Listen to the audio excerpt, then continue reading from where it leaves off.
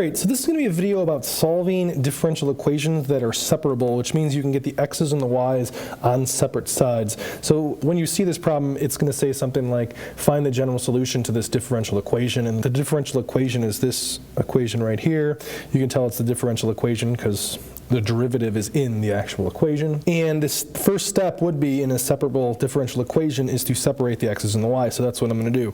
First thing I'm going to do is multiply the dx to the other side, so you're going to end up with dy is equal to all of this times dx. I'm actually going to factor out a square root of y just to make it a little bit easier to separate.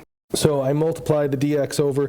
Now I need to get the x's and the y's, the terms with x's and y's, on separate sides. So now what I'm going to do is divide both sides by that square root of y. So on this side you're going to have y to the negative 1/2 power dy is equal to 1 minus sine x dx. Now the whole point of the solution is to get a y equals equation. So to be able to do that, we need to get rid of these dy's and dx's, and the only way to do that is if you do the antiderivative of both sides. So we do the integration of both sides, indefinite integral here. And to do this, we're going to need, for the left side, we're going to do reverse power rule. So we're going to add 1 to the power, so you're going to get y to the 1/2.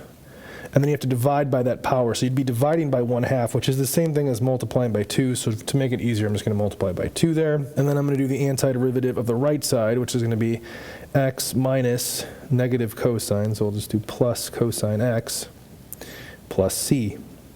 Okay, it is important to always put that plus c in there whenever you do an antiderivative. I could have done a plus c on the left, or I could have done it on the right, or I could have done it on both. To make it easier, I'm just going to put it on the right. It all ends up being the same thing because it's just plus a constant. Now the whole point of this is to solve for y, so I need to divide both sides by 2. So the 2 cancels. Then I have to get rid of that square root there, so what I'm going to do is square both sides. And you get something like that. I'm going to cancel this out real quick. And then sometimes you could simplify it. I guess you don't really have to if you don't want to, but this would end up just being 1/4 times what was in that parentheses there.